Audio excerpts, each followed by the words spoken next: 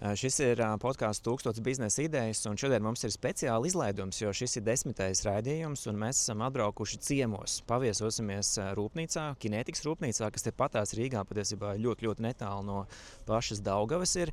Un mēs tiksimies ar Andžeju Stenslavu, kas ir dibinājis šo te uzņēmumu, un mēs paprasīsim viņam dažādas biznesa idejas, kas būtu saistītas tieši ar nagiem, ar nagu biznesu. Sekojiet man, laižam!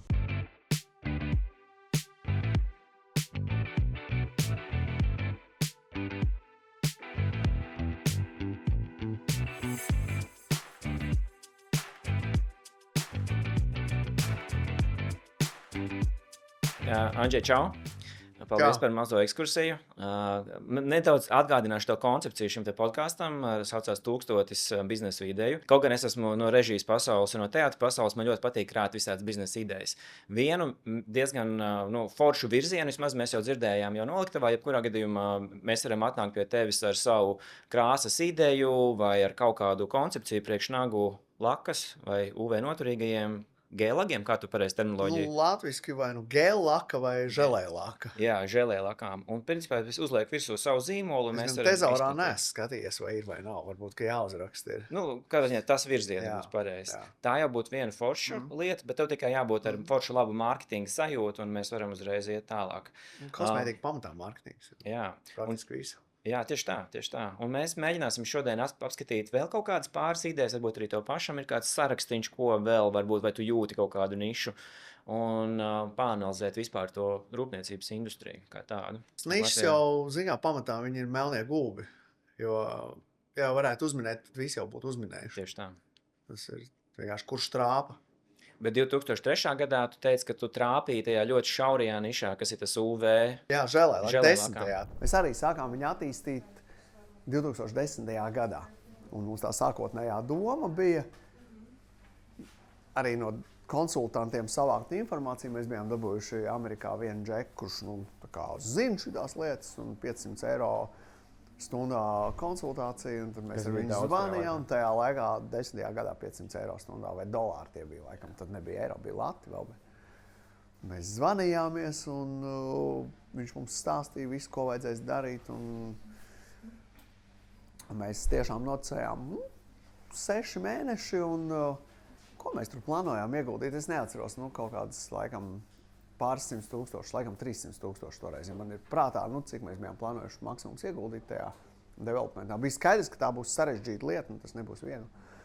Un tas, ko pierādīja tas projekts, ka tad vispār zināms fenomens arī zinātnē, ka cilvēki ir ļoti slikti pareģotāji, lai gan paši to nedomā. Bet statistika rāda, ka cilvēki ļoti slikti pareģo. Un tad mūsu gadījumā tie 6 mēneši izvērtās pa 3 gadiem, un tā kopējā summa, ko mēs beigās saskaitījām ar visu, kas ieguldīts attīstībā, pētniecībā, tā želais formulas izveidē bija 3 miljoni. Bet kā tev ir? Tev ir, piemēram, klienti no Eiropas, viņi atsūta kaut kādu kodu, ja, un tad jūs viņi atsūta kaut kādu laku, kaut kur nopirktu, vai viņi atsūta Chanel, piemēram, vai viņi atsūta kaut kādu ideju no interneta, kaut kādas bildītes, no kurām Guntrai ir jāuzmin, kas, vai kādam citam ķīmiķim jāuzmin. Un vienkārši tonnas pasūta, ja? Ir arī, kas pasūta no krāsas tonnas, jā, bet biežāk pasūta kaut kāds 10 līdz 50 kilograms. No krāsas, jo grib plaši to krāsu paleti. Skaidrs, pareizi. Lai būtu viņu klientiem, ko izvēlēties tālāk. Jā. Bet principā tas ir tas white label modelis, ja, kad jūs esat... Mēs darām, jā. Mums ir nozīmīga daļa, ka faktiski mēs arī ražojam saviem konkurentiem. Kas ir patiesībā pareizi, kāpēc ne? Viņi jau tāpat maksā jums. Maksā? Jā. Mēs sākām kā tādu pašu pastarīšu kā lielākā daļa kosmētikas kompānija, kas nopērk pie ražotāja, sapildu pudlītēs, uzštancē savu mārketingu, par ko katrs pārliecināts, ka tas ir tas labākais, un tad tuliņās tie bāri metīsies visu to pirkt. Un kā sanāca? Tā mēs sākām. Kaut kas sanāca, mēs dabūjām izplatītājus tajā laikā tuvajos austrumos, Krievijā, Eiropā pa bišķim, un tas mums palīdzēja tos pirmos 5-7 gadus attīstīt uzņēmumu vispār iemācīties, ko vajag, ko nevajag darīt. Pamatā skatījāmies, ko dara konkurenti, kopējām viņus ar mērķi, lai katra kopija būtu labāka nekā viņiem. Kāds ir tas biznesa modelis? Tu piemēri vārdu izplatītāji. Kā tas process notiek? Tu brauc, tavi cilvēki dodas pie viņiem, jūs taisat šīs prezentācijas. Tajā laikā pamatā mēs jaunos partnerus satikām izstādēs, braucām uz izstādēm, taisījām standu, ieguldījām tur palielu naudu. Tad nāk klāt tādi paši biznesmeni, kur grib atrast jaunus zīmolus. Un tad, runā un tad... Principā izstādes, vai ne? Jā, principā izstādes diezgan pasīvi. Mēs bijām uz tādu mārketingu, aizbraucam, uzliekam standu, satiekam cilvēkus izstādēs, sākam strādāt. Cits Latvijas kosmētikas zīmols Madara Cosmetics, man tieši to pašu Lotu stāstīja arī. Ja? Izstādes. Laikam tas ir skaistumkopšanas nozarē diezgan izplatīts veids, kā iekarot kaut kādus tirgus. Tas ir kaut kas tāds daļēji šizofrēnisks pasākums, kur cilvēki 3 dienu laikā iztērē sākot no 50 līdz 500 000 eiro, ko pēc tam ar buldozeriem visu nojauc nost. Jā, pareizi ir. Sākumā bišķi pagrūti to tā saprast. Rekurš tādu, forši 3 guļam iztab māju aiziet. Tas ir pop-up veikalu koncepts, kur sanāk, visi uzbūvē pop-up veikaliņus. Jā. Tik, šajā gadījumā mēs tā kā ietirgojam nevis vienu pudelīti, bet mēs ietirgojam, ka mūsu zīmols tieši jūsu tirgu ir tas, kas vēl cilvēku labsajūtai pēdējā lieta, kas pietrūkst. Uz kurām no šīm izstādēm noteikti vajadzētu braukt tagad, kur tu Viņu nav daudz, ir pasaulē tur arī uz vienas rokas pirkstiem saskaitāms. Eiropā ir faktiski viena, kas ir būtiskā, tā ir Boloņa. Vienreiz gadā? Jā, viņi vienreiz gadā, viņi notiek jau 30 gadus. Tur visi brauc, jā? Tur jābūt ir vienkārši tev jābūt. Tur vai nu esi, vai tu neesi, jā. Un tad ir no lielajām tuvajos austrumos ir Dubajā. Tad ir Hongkonga. Es neko nezinu par Japānu un par to tirgu. Un tad noteikti kaut kāds mazāks reģionālās ir Āfrikā. Un Amerikā ir pārītis Las Vegas un Orlando. Bet viņu tiešām nav daudz to izstāžu. Un Boloņa vienalga ir nozīmīgākā. Bet jūs braucat arī tagad uz tām visām vietām, jā? Braucam, jā. Veselu delegāciju. Jā. Un vienmēr ir super labi rezultāti, jā? Vienmēr nav. Atkarīgs gadu no gada. Bet ar izstādēm ir tieši tā, kā arī skan definīcija par mārketinga izmaksām. Ja 50% izmest vējā, 50% ir ieguldīti auglīgi. Tikai vienīgā problēma, ka tu nezini, kur 50 ir kuri. Tāda minēšana, ja? Vai sanāks vai nesanāks. Bet tā minēšana ar ko ir saistīta? Tā kā stenda kvalitāte vai kaut kas cits? Ir izplatītāji, kur brauc 2-3 gadus un pienāk pie tevis 3. gadā, jo viņiem rodas tāda sajūta, ka šis ir nopietnas zīmols, redz, kur viņi visu laiku ir, un ja es tagad nepaņemšu šo zīmolu savam tirgumam, tad viņi noteikti paņems mans konkurents Jāks, kur es ienīstu, tāpēc es atnākšu un paņemšu to zīmolu pirmais, piemēram. Ja? Igauns Jāks. Jā, un tas ir kaut kas tāds, ko tu nevari uzprognozēt. Tas var notikt un nenotikt. Var gadīties tieši, ka kādam vajag tagad nāk zīmolu uzstāt čīlbīnu. Atbrauc vīrs, kurš ir atsūtīts ar uzdevumu iztērēt 100 000 eiro. Uztaisīt sev nāk zīmolu. Viņiem ir liela salona ķēde, jauns CEO, un viņam uzdevums aizbrauc, uztaisīt sev nāk zīmolu. Un viņš arī atnāca, mums ir 2 stendi Boloņā, viens ir tieši privātajām preču zīmēm, viens ir zīmolam. Un viņš atnāks to privāto preču zīmu stendi un saka, tā, viss, man vajag tur nāk zīmoli. Es viņam saku, zinā, ar taviem 100 000, tev lētāk būs tā, ka nopirkt jau gatavu zīmolu. Jo, tie, kas grib uztaisīt 3 mēnešos savu zīmolu, viņi diezgan neapzinās, ko tas viss prasa, arī uzturēt pēc tam aktuāls kolekcijas tajā zīmolā izstrādāt. Tas jau nebeidzas ar to, ka tu viņu iesāc. Nē, pirmajā dienā viņš absolūti kategorisks, vispār nepiedāvājot neko, ka tikai savējo, un viņš saka, zina, ka tas būs lētāk. Es saku, labi, aizgājām, viņam izstāstīja visu. Un, tā kā izrunājām arī par to laika plānu, viņš saka, jā, viņam vajagot 3 mēnešos, bet maksimums ir 6. Nu, tad es viņam iedevu dažus tādus piemērus no dzīves, kas viņu pārliecināja, kas viņam sākumā lika padomāt, ka ātrāk par 12 mēnešiem viņš netiks galā un visticamāk ar tos pirmo 100 būs švaki. Un tad viņš bija padomājis pa nakti un atnāca nākamajā dienā un beigās nopirka kinetikas un laimīgs. Bet tas arī tāds viens gadījums, ja ir bijis. Tā kā izšāja kaut kādi atsevišķi gadījumi, jo tu esi tajā kosmētikā vienkārši jāpieņem, ka tev jābūt tajā izstādē, vai arī tu vari nebūt tajā izstādē un tad strādāt savādāk. Neliels pārtraukums mūsu podkāstā.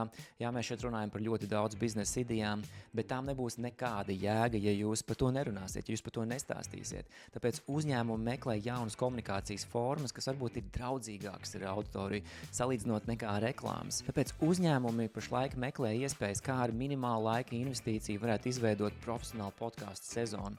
Un, lai to izdarītu, ir nepieciešama komanda. Latvijā ir šāda komanda, tas saucās podmedia.lv, tā ir režisoru un žurnālistu komanda, kas veido profesionālus scenārijus priekš podkāstiem, un mēs strādāsim ar jums absolūti individuāli. Mēs nodrošināsim arī visu tehnisko pusi, pielāgosim arī telpas tieši jūsu nozarei nepieciešamiem raidierakstiem. Mūsu mājaslapa ir podmedia.lv, satiekamies uz īsu sarunu, un mēs jums izstāstīsim, kā varētu izskatīties jau jūsu nākošais raidieraksts. Tagad atpakaļ pie raidījuma. Bet kas ir no tiem novērojumiem tie galvenie kritēriji, lai beigtos tajā izstādē? Izstādē jau tikai mēdīs. Kas ir priekšnosacījums, lai ziņu lasītu? Skaļš virsraksts, tēma, ar kuras var identificēties. Jā, bet visam apakšā ir kaut kāda vajadzība. Vai bailes, ja kas arī? Bailes jau ir vajadzība pēc drošības vai pēc sensācijas. Tieši tāpat arī kosmētikā visam apakšā ir vajadzība. Ja tu trāpi uz vajadzību, tu arī var nebraukt baigi uz izstādēm, tev atradīs, ja tu riktīgi trāpi uz vajadzību. Bet kas tur par vajadzībām ir tajā? Man tajā nagu tēma, man liekas, tur ir 4 lietas, ko mēs lejā runājām ekskursijas laikā. Redz, pēdējā lielā revolūcija nagos bija tas 10. gads, kad nāca tā želēlaka iekšā, jo līdz tam nagu lakas noturība ir maksimums 10 dienas, bet visbiežāk tās ir 3.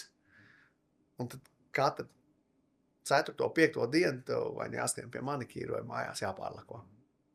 Jo nolupuši nagi asociējas ar to, ka mūsu izstums no bara, tātad tas ir eksistenciāls bailes. Tu vispār neesi vajadzīgs nevienam pasaulē vairs, ja tev nolupus naglāk. Tāpēc tad vai tie nagi jāslēp zem galda, ir kaut kāds neiroses noteikti veidojuši cilvēkiem.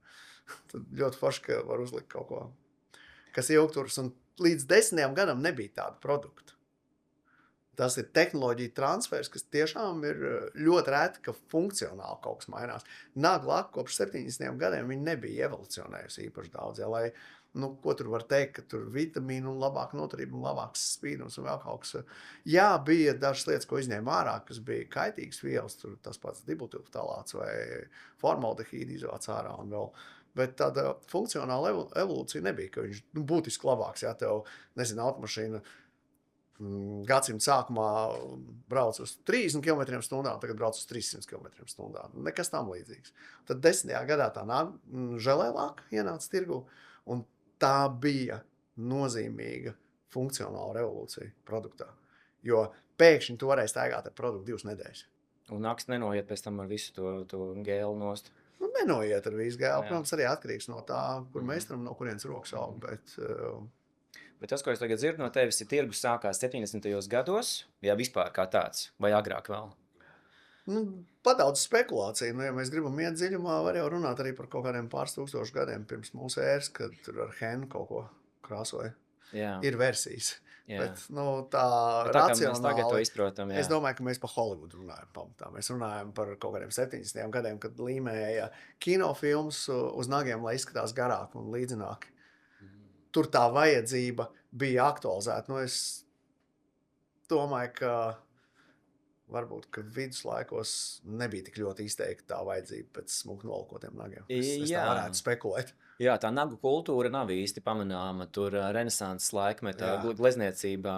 Bet tagad pēdējā Oskara ceremonijā, kur, protams, mēs daudz esam redzējuši epizodus, tur ir pāris viešņas, kuras tikai un faktiski ar savu nagu kultūru, super gariem mākslas darbiem faktiski pievērš savu uzmanību. Tāpēc, ka nav vairs tie legging, kur tie ikri ir ar tām smiltīm jāpieber, lai labi izskatās.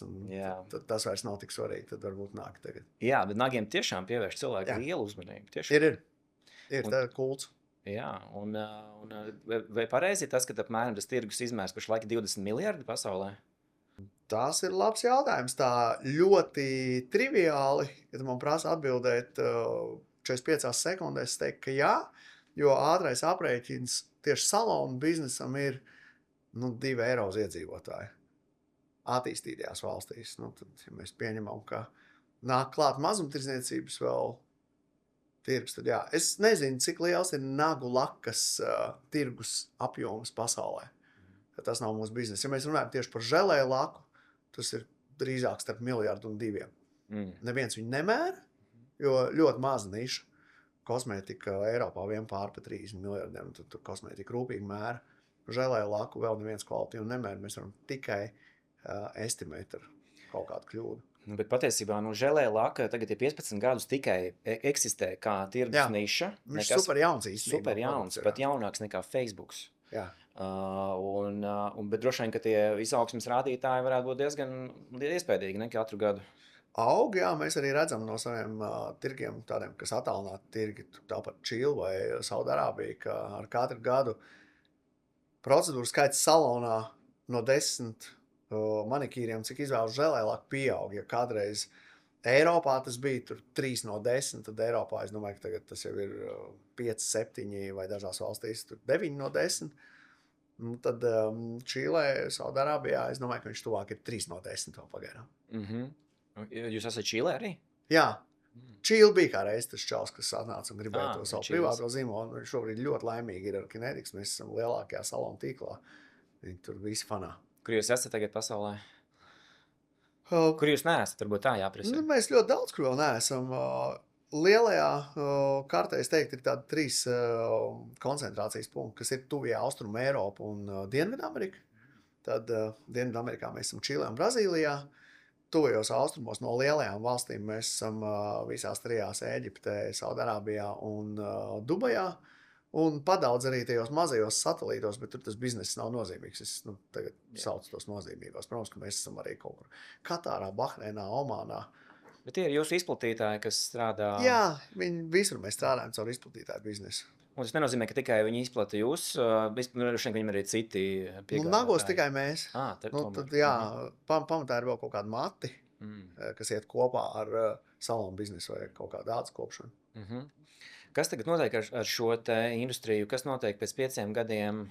Kaut ko tu jūti, kaut kādas vēsmas, kaut kas vēl parādās jauns? Es jūtu to, ka cilvēki rūpīgāk pret veselību sāk izturēties, tad sāk interesēties pamazām, kas ir iekšā, kas ir bīstams, no kā vajadzētu tikt vaļā. Un es arī prognozēju, ka nākamos 5 gadus viens virziens būs savienot 2 salīdzinoši grūti savienojums lietas, ļoti augstu funkcionalitāti, tātad ilgāk nēsājas, labāk nāk nost, labāk spīd un drošumu. Drošāk materiāli. Veselība, jā. Ir kaut kādas iekārtas, ko mēs pērkam gatavas, piemēram, tas reometrs, kas arī mums palīdzēja izstrādāt mūsu želēs, ko līdz šim mēs neražojam un mums nebija tāda produkta. Un tad, ieguldot naudu šajā reometrā, tas palīdzēja mums attīstīt veselu produktu līniju. Bet ir arī vairākas iekārtas, ko mēs pielāgojam savām vajadzībām, jo arī mūsu produkts ir savā veidā unikāls. Un Latvijā noteikti arī kaut kur Eiropā neviens nemāca, kā to izdarīt. Un tāpēc nācās pielāgot kaut kādas iekārtas no citiem virzieniem, no citām nozarēm, lai mēs varētu kaut kādā veidā notestēt savus produktus. Kāds process notiek, piemēram, no vadības viedokļa? Tu pasaki, ka jums vajag tagad iet kaut kādā, kur mums ir tukša niša, ka Jūlijas komandai ir automātiski uzdevums, vai kā tas process notiek? Mēs esam salīdzinoši plakani hierarhisks uzņēmums, un tie atslēgas cilvēki, viņi tepat pie kafijas aparāta arī runā. Un tāds piemērs no dzīves, virsējām pārklājumam, kādas ir prasības. Nu, noturība jābūt. Noturība, kas viņam jāspīd, vēl pēc nedēļas. Tātad liekas loģiski, nav mums nedēļu laika, katru to formulu iztestēt, jo, ja mēs izstrādājam vidēji pāris simts formulas, no kurām tikai viena tiek apstiprināta projekta gaitā, tad tās būtu pāris simts nedēļas, tie būtu 2-3 gadi. Tāda laika nav. Formula jādabūna gatava 3 līdz 6 mēnešos. Tātad ir vajadzīgs kaut kāds cits veids, kā mēs varam notestēt, vai tas virsējais pārklājums spīdēs vai nespīdēs. Skaidrs, ka mēs esam 21. gadsimtā zinātne darījuši savu. Mēs skatāmies, kas ir tās lielās industrijas, atrodam top vīrus Vācijā, kas testē BMW virsmu pārklājumus, izstāstam viņam pa telefonu, Šulcs vai Olafs vai kas viņš tur bija, saka mūsu R&D vadītājiem, nav vispār problēma, brauc šurp, 2 stundas pasēdēsim laboratorijā un iesim dzert alu. Forši. Ingmārs paņem 2 pārklājumus, vienu tādu, kādu mēs gribam, un otru, kas ir bišķiņ sliktāks, un uzdevums ir vienkārši. Pat nenomērīt, bet vienkārši radīt testa metodi, ar kuru ir ātri iespējams pateikt, kurš ir izturīgāks pārklājums. 8 stundas viņi norukāja tajā laboratorijā, tas Džeks atzina, ka viņš nevar šobrīd iedot metodi. Un Ingmārs atbrauc mājās, un tad tā arī tapa tas mūsu pašu izveidotā metode, kas ir tieši specifiski derīga šim. Labi, tad ja mēs virziens ir tāds uz veselīgo pusi, nagu kults tomēr ir uz palikšanu, kā tu redzi? Es domāju, ka jā. Es domāju, ka vajag cilvēkiem, un kaut kur ir jātērē nauda un vajag kaut kādu to mazo gandarījumu cilvēkiem, un jo sliktāk iet pasaulē, jo vairāk tas gandarījums ir vajadzīgs. Un tā naglaka vai tas manikīrs, viņš ir viens no tiem gandarījumiem, kas mums tīri psiholoģiski mums vajag to mazo banāniņu ik pa brīdim. Kur tu pats varbūt redzi kaut kādu potenciālu biznesa iespēju, kur tu varētu ieteikt, rekurums jaunieši tev aiz muguras sēž un tieši smaržo visu kaut ko un darās, ja tev būtu viņiem tagad jāpasaka, rekuri nišam virziens? Es domāju, tas, ko tu sāki, tas mikro brands vai mikro zīmols, tas nav slikts virziens, jo tur iespēja sevi patestēt, sevi, savas idejas kaut kādas ieviest. Mēs arī esam uztaisījuši priekš žēlēlākām jaunu platformu, kur katrs var burtiski pasūtīt pa kaut kādām 24 pudelītēm savu zīmolu. Un, nezinu, jebkurš domā, ka viņš labāk uzminēs krāsas toni vai labāk nomārketēs viņu un izstāstīs par produktu vai iedos labāku servisu, viņš var uztaisīt savu zīmolu. Jā, kā saucās tā platforma? Platforma getmycolor.com. Un tad, principā, es ieeju getmycolor.com. Ko es tur redzēšu? 2000 krāsas tur redzēs, un šobrīd 2 veidu pudelītes, kurās tu arī. Bet principā, tas ir tā kā tāds dropshipping modelis, kur es vienkārši pasūtu, uzreiz man atnāk, jo jūs uzliekat arī manējo zīmolu virsū? Vēl nē, bet šogad tas būs tas nākamais solis. Šobrīd mēs tādā eksperimenta stadijā palaidām uz mazajiem zīmoliem, kuri paši drukā savus uzlīmes, bet mēs piedāvāsim līdz gada beigām arī.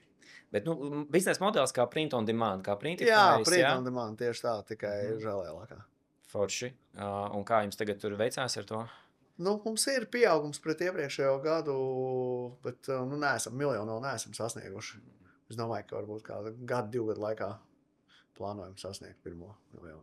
Tad faktiski es varu jau iejot iekšā mājaslapā, pēc nedēļas jau dabūt savu pirmo paku ar savu brendu. Jā. Un tad jautājums ir tālāk, kā es to visu pats iepakoju savā pusē, varbūt. Jā, tieši tā, ko tu sastāsti. Un mārketings. Mārketings tikai. Tīrā veidā. Kādi ir tie, mārketings, tu ļoti pareizi pieminēji Holivudu. Man liekas, skaistumkopšanas nozarē rītīgi svarīgi ir tās popularitātes aspekts, ne? Skatās, tur Fashion Week, Holivuda.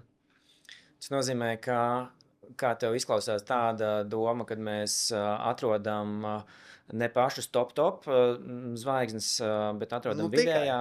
Tikai top zvaigznes? Nē, es domāju, tikai tādā veidā. Caur influenceriem? Tikai caur influenceriem, jā. Jūs arī strādājat ar influenceriem, jā? Mums strādājam, jā. Mums pagājušajā nedēļā kā reizi digitālais mārketings bija fanā, jo Naomi Campbell bija uzlikusi mūsējo vienu žēlēlāku uz Burberry skatu Fashion Weekā. Kā jūs to atpazināt? Mums ir influencers, kas ir viņas manikīristi. Un tad viņa izstāsta, viņa jau ne tikai mums pateica, viņai jau tur pašai, es nezinu, cik viņai ir sekotāji, bet viņai padāca. Bet tad jau jums uzreiz vajag Naomi Campbell tajā mirklī no tās skates bildes. Jūs tur drīkstat vispār tur ņemt uzreiz un likt savējo materiālu? Drīkstam likt, jā, jo viņai, tad mēs varam ar to manikīrs atļauj to darīt. Izklausās ritīgi labi. Bet kā, tagad visiem ir skaidrs, tagad ar influenceriem jāstrādā. Kā mēs varam atrast kaut kādu bišķiņu savādāku to mārketinga nišu? Produkts beigās jau vienalga paliek produkts. Jo, influenceris jau arī, ja būs ļoti labs produkts, tad influencerim viegli, viņš pats atnāks pie tevis. Vai arī ir, piemēram, kaut kādā tādā sadarbības modelī, kad ir, piemēram, mēs aizējam pie viena populāra cilvēka, sākam, ka tev būs 60% ienākumu, būs tev nekas nav jādara, mēs izmantojam tikai tavu seju un tavu vārdu, 40% paliek mums, un tādā veidā uztaisīt šādu te partnership. Jā, tas pirmais līmenis, bet kāpēc cilvēki pirks to produktu? Zin kā, man pašlaik ir sajūta, ka 3 kritēriji, kas interesē cilvēks, kurus tu jau nosauc, mēs viņus noteikti arī tādā veidā arī izklāstīsim, mēs par to arī stāstīsim. Bet es īsti neredzu pašlaik savādāku veidu, kā stāstīt par naglakām, lai tas atšķirtos no citas pasaules. Tev jāizdomā, kas ir tā vērtība, ko tu pienesīsi. Piemēram, viens no tiem pēdējiem trendiem, kas arī tai Naomi bija uz nagiem, ir tāds hibrīd produkts. Supergarie nagi, tā ir nagu pieaudzēšana. Ja? Tur diezgan sarežģīta tā tehnoloģija. Tur pailgi jāmācās meistaram, lai viņš iemācītos tiešām kaut ko smuku uztaisīt, lai tur lāpstas nebūtu.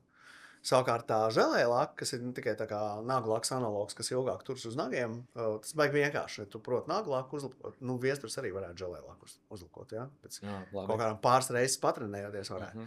Un tad tas hibrīd produkts, tā želēja pudelē, tas ir pa vidu starp viņiem. Tātad tu vari ar viņu nedaudz piekurģēt vai pagarināt to nagu. Un tāpat laikā nav gari jāmācās. Ātri bišķi pamācījies un aiziet. Un tā ir vērtība, tāpēc, ka meistars var paņemt to pašu naudu par pakalpojumu, kuru viņš var uztaisīt tikpat ātri kā želēlāku, respektīvi to pašu naudu, ko pa pieaudzēšanu. Pieaudzēšana maksā, piemēram, 70 eiro vai 50 eiro, tur želēlāk 25. Es tagad triviāli, pat nezinu precīzi tos cipars, bet tu vari paņemt tos 50, bet izdarot darbu kā pa 25. Tā ir vērtība meistaram, ja? Un tas aizies. Kaut kas tāds jāizdomā. Jā, labi. Kā ir ar to modeli, kad mēs pārējām no saloniem vairāk uz mājām, kad mēs mājās ar to super labo kvalitāti varam darboties? Ir pilns drogas ir ar produktiem, kur var iet nopirkt. Un arī mājās taisīt. Bet ar gēlu arī? Jā, ar želēlāku. Ir tur padaudz zīmoli ir. Daži pat no mūsu spēku. Bet, tu var teikt tagad, ne? Nē, es nedrīkst teikt. Nedrīkst? Nē, nedrīkst. Bet varētu būt, ka daži no viņiem iegādājas. Mēs uzminēsim drogās, ieiesim. Neuzminēsim. Varbūt uzminēsim, bet nav svarīgi. Jā, var tā darīt. Tas ir atsevišķs mājas tirgus, bet skaidrs, ka visiem tas nederēs, jo tieši tāpat kā tu gribi aiziet pie manikīra un dabūt pakalpojumu, parunāties, tad tu ej pie manikīra. Bet tie saloni Rīgā ir uz katra stūra, nagu salonu. Apmēram vajag uz 2000 piedzīvotājiem vienu salonu vajag. Tā arī izskatās. Vismaz Antonijas ielas rajonā, man liekas, ritīgi blīvi. Jā. Tur ir blīvi. Jā. Un tur tās dāmas sēž un laimīgas. Tur kaut kas cits nekā tikai tie nagi, man liekas. Kā jau visi salonu servis, bet pirms Saudārābijā mēs bijām paskatījāmies salons, lai saprastu to salonu izmēru. Ātrākais shortcuts būtu pateikt, ka labajos salonos ir iekšā Starbucks kafejnīcas. Starp citu, ļoti foršs modelis, vai ne? Sadarboties, jā. Jā, un viņi strādā 24/7. Bet ko tas nozīmē? Es vēl ceru kafiju, man vēl atnes kaut ko. Jā, ļoti pareizi. Vienīgais tagad Starbucks, kaut kādas es dzirdēju domas, kad caur lietuviešu frančīzi varētu ienākt arī Baltijā. Bet no priekš Latvijas uzņēmējiem, kur varētu uztaisīt tādu nagu salonu, tad uzreiz Starbucks plus nagu salonu. Es domāju, ka mums nav tāda tērēšanas kultūra, ka 8 stundas dienā vienkārši atnāc uz salonu un pavada tur savu dienu. Tas ir diezgan specifiski tuviem austrumiem, tas arī Eiropā neesmu neko tādu. Tiešām Dubajā 8 stundas tur dāmas pavada? Jā. Ko viņas tur dara? Visu. Droši vien, ka pēdu masāžu arī tur visu vēl... Tur ir masāžas, jā, tur ir visas kosmētiskās procedūras, tur ir protams, manikīrs, pedikīrs, frizieris. Un tā jau, knapi skaties, vai vispār knapi iekļaujas tajās 8 stundās. Tur vēl jāpēt, pa 8 stundas tomēr diezgan nopietni. Jā. Kārtīgi plānošana. Nu, jā, laikam, tur ir cits tas tirgus izmērs. Jā. Un kādi izstāstīja salonu, tur droši vien, ka Dubajā super es jau luxury. iekšā nebiju. Mums kolēģi bija, ar ko mēs braucām, jo man džekā nedrīkst iet sieviešu salonos tur. Tur tā kā aizliegts. Nē, tu ko, tas ir pilnīgi. Es domāju, Dubajā tomēr demokrātiskāk. Jā, bet salonā nedrīkst iet.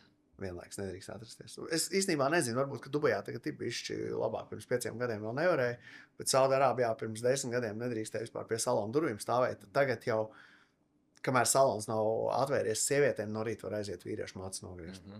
Dažos salonā. Labi, tad viens sakot, otra vai trešā ideja varētu būt tad atvērt salonu, bet tiešām es nezinu Rīgā, kur būtu tāda kombinācija ar kaut kādu citu pakalpojumu, kas varbūt vienalga kafejnīca vai kaut kas vēl cits, kā blakus produktu tam nagu pasākumam. To noteikti varētu mēģināt. Es domāju, ka tāds mazais biznes, kaut kāds foršs doms, saliek kopā kaut kādu labu vajadzību, kas tam cilvēkam vēl vajadzīgs ir, tas varētu strādāt. Jo tieši par to Starbucks runājot, ļoti pareizi pieminēja, jo viņiem ir Barnes & Nobles, tā grāmatnīca Amerikā ļoti populāra. Tur ir Starbucks arī partnership sadarbībā. Jā.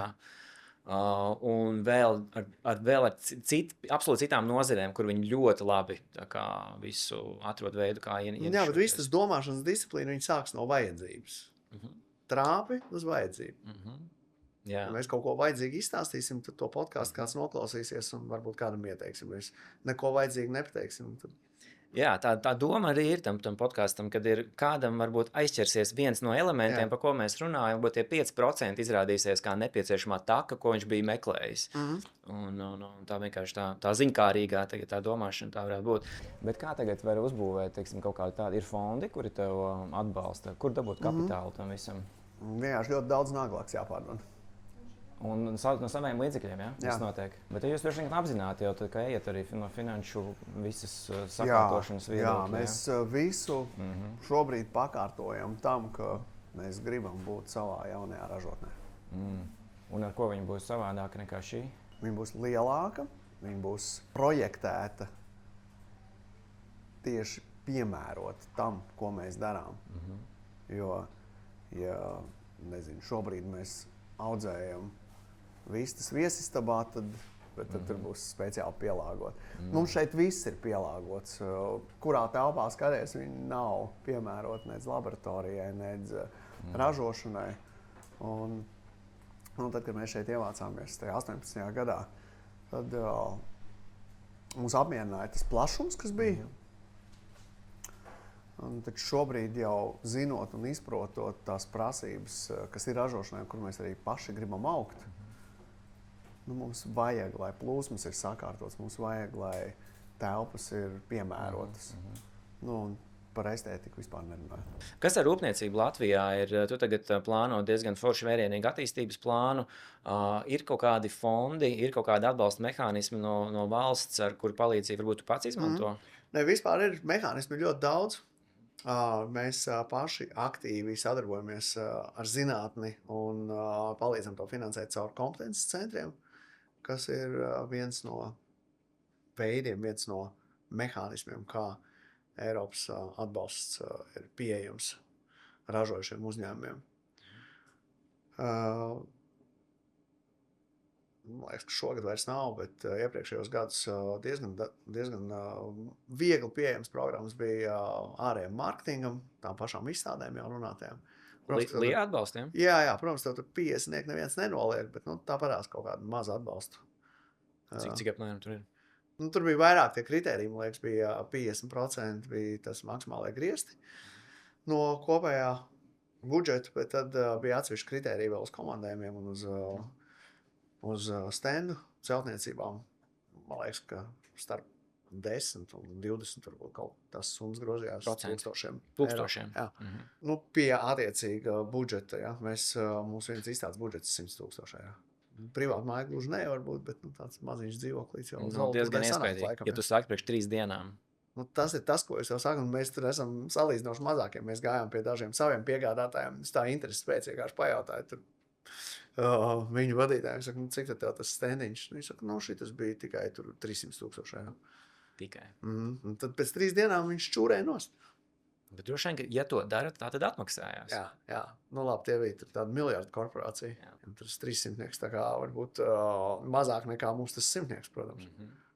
Tā kā viss jau proporcionāli, ja tu pelni 5000 eiro mēnesī vai ja tu pelni 1000 eiro mēnesī, tad 100 eiro ir bijuši dažāds svars viņiem. Un ir kaut kāds arī, man liekas, eksporta grāmatu programmas Latvijā. Es domāju tieši par tiem jauniešiem, kas tagad ieies tajā Get Your Color, tajā mājaslapā. Pareizi pateicu? Bija Get Your Color? My Color. Get My Color, sorry. Bet Get Your Color arī labi doma jāapskatās, vai noteikti kāds liņās noreģistrēs. Vai tev vajag noreģistrēties? Jā, pirms aiziet gaisā. Redirektu, jā. Un, ja mēs gribam uztaisīt eksportu, kas ir vienīgais, kā es redzu vispār tagad šo te nagu laku lietu, tad varbūt Latvijā ir grānti, man liekas, eksportu arī atbalstam. Jūs neizmantojat neko tādu? Eksporta atbalstam nē, dzirdējis esmu. Es zinu, ka bija granti, kas palīdzēja sekt riskus uz atliktajiem maksājumiem. Tās valstis, kur mēs būtu gribējuši kaut kādus riskus tur nosekt, nebija tajā sarakstā. Nu, savukārt uz tām civilizētajām valstīm mums nevajadzēja tik ļoti. Tā kā tos mēs neizmantojam. Ir arī īstenībā celtniecībai brīdim kaut kādu projektu parādās, bet tur apakšējais slieksnis ir 10 miljoni. Un, mēs ar savu 10 miljonu pārdošanas apjomu nevaram pacelt to 10 miljonu slieksni būvniecībai. Jums 10 miljonu gada apgrozījums, ja? Jā, 11 pagājušajā bija. Un mums nav vajadzības pēc tik lielas ražotnes. Un tas bišķi ir žēl, ka uz mums īsti kaut kā neatiecas. Tas bija, man liekas, pirms 10 gadiem bija programmas, kas bija ar mazākiem sliekšņiem.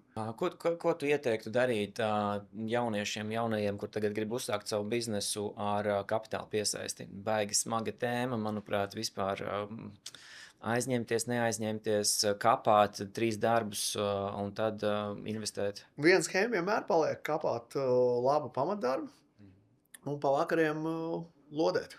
Un testēt. Jā, un testēt. Jo, ja būs ideja un būs produkts, patiesībā nauda nebūs problēma. Nauda ir problēma tad, ja ir švaks produkts vai švaka ideja.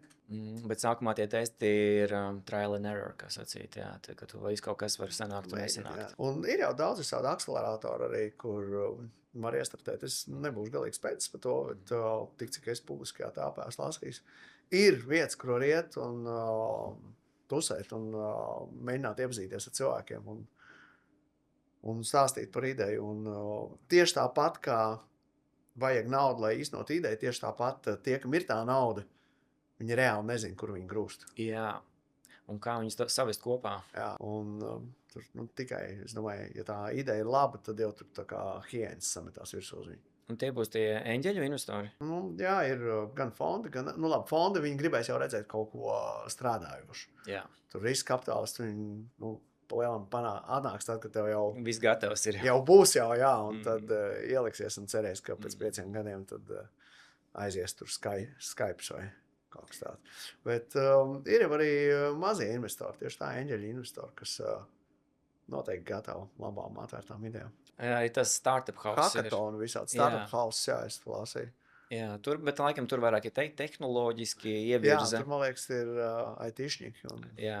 Es biju uz vienu pasākumu. Tieši tā arī smuki stāstīja eņģeļiem, kas sēž zālē savas idejas, un pēc tam ir pizza un alus un diskutējam. Tieši tā arī tas notiek. Tur nevajag, vairs jau nav tas laiks, ka ir obligāti uzvalkā 3 rīt šlips. Bet man liekas, ka kaut ko arī Altuma neatbalsta arī uzņēmēju darbībai. Atbalsta, man liekas, ka Altumā arī var tur līdz 10 var dabūt kaut ko kā. Kas ir forši? Tur sākumu. Jā, tur ir tādi, tad ir kaut kāda voucher programmas, kur tur gan pašam liekas kaut kas arī jāpieliek, bet man tiešām labi, tas būs spekulatīvi, jo es neesmu neko tieši darījis tajā virzienā, bet pēc tās sajūtas liekas, ka vairāk ir tieši tas ideja trūkums nekā naudas trūkums. Bet tev arī ir jāzina laukums, tev jāzina tirgus, lai tu saprastu, kas trūks, kur ir tā niša, un tev tie ir gadi iespējams, lai kamēr tu tur sajūti vispār to visu. Tu droši vien esi tāds, kurš nagu laku tēmā un želēju laku tēmā, tu zini pasaulē visu, kas notiek arī līdz formulām. Galīgi jau nē, tur jau atgriežoties pie tiem gulbiem, viņi visu šauj pa brīdim. Kāds kaut ko izdomā, kas aiziet. Tur vienkārši jāeksperimentē arī tādos biznesos. Kurā pasaules valstī vēl šitie želēji laku nagi vēl nav populāri? Tas labs jautājums. Es jau nezinu visas tās 200 valstis. Es pieļauju, ka Āfrikā varbūt tur, kur ūdens ir svarīgāks, tur nav tik populārs vai kaut kādā Lesoto, kur Trumps pat nav dzirdējis par tādu. Jā, bet zin kā, arī par nagiem neviens nav dzirdējis. Es biju aizbraucis uz Tanzāniju atvaļinājumā decembrī. Dārgākais pasākums, kurā es esmu vispār piedalījies. Jā. Ļoti maksātspējīga auditorija. Tur ir miljoniem. Tie ir tādi... Kas pa pasākumu? Kaut kāds safari vai? Nē, vispār padzīvot tur tajā Tanzānijā. Ieskaitot arī visādas tur turismu lietas. Bet neko līdzvērtīgi teiksim, cenu izmaksu ziņā es ne Eiropā, nekur citur nesaskāros. Tā kā pa dārgo viss. Visi pa dārgo. Un arī tur ir ļoti spēcīgs maksātspējīgs segments. Ļoti spēcīgi. Ir, jā, tur naudiņi grozās. Tur viss ir kārtībā. Viss tad jāiet uz Tanzāniju mums. Bet no tādām, kur nišas, kur vienkārši tu ļoti smuki tagad izgaismoji šo te jauno trendu, jauno tendenci, es skatos no tāda viedokļa, kur iPhones vēl nav. Jā. Kur nav vēl želēja lakas, un tur varētu mēģināt iet iekšā. Ja, protams, ir patīk Āfrika. Un Tanzānijā es satikos ar 2 latviešu ģimenēm, kas tur dzīvo. Īstenībā jā, paskaties. Varbūt tur vēl žēlē laka nemaz nav populāra. Tur jau ir tas noteikums, kas pirmais ieies. Jā, absolūti. Kas pirmais ieies, jo produkti šobrīd visām zīmoliem kvalitīvs. Forši, kas nozīmē, ka tas ceļš ir tāds ieejam Get My Color.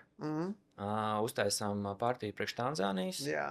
Droši vien, ka sauksies Kilimanjaro. Noteikti, jā. Tā kā jāskatās, vai nav kaut kāds royalty jāsamaksā Tanzānijas šiem vadošajām partijām. Jā, starp citu, tā ir pareizi piebilde. Tur visticamāk būs royalty. Mēs to ļoti politkorekti nosaucam šo īsto definīciju. Nevarēs tur kilīt paņemt. Jā. Bet vispār droši vien, lai tu vispār tur strādātu, ir vēl citiem būs royalty jāpamaksā. Arī varbūt, jā. Riski ir, jā. Cik tu reiz esi Kilimanjaro uzkāpis? Es nereiz neesmu uzkāpis Kilimanjaro. Andžej. Bet... Ir taču interesantāks lietas, kur kāpt, ne? Kas tavs nākošais kāpiens būs? Mēs ar bērnu brauksim vasarā uz Alpiem. Alpos? Jā, bērns ļoti grib kāpt virsotnes. Tad es savēju paliku malā. Es gribēju Kristupam līdz uz to Peru. Jūlijā. Kristupam Liepiņam, jā, līdz uz Peru.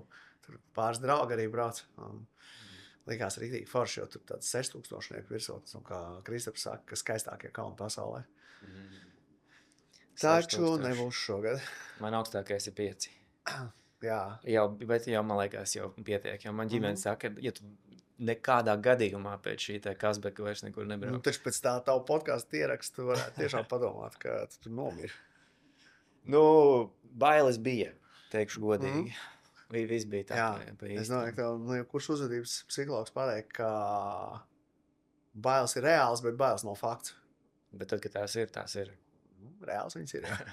Forši par to Peru jāpadomā. 6000 izklausās. Ļoti skaisti. Jā, vēl var paspēt tajā vilcienā ielikt, jo viņi brauc jūlijas sākumā, 5. manuprāt.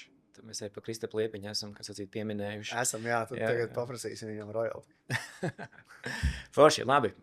Tas būs arī laikam viss šodienai. Super, liels tev paldies. Super, paldies. Man liekas ļoti interesanti, tik šaura tāda vienkārši teritorija, kas ir naga izmērā, un tas ir bizness.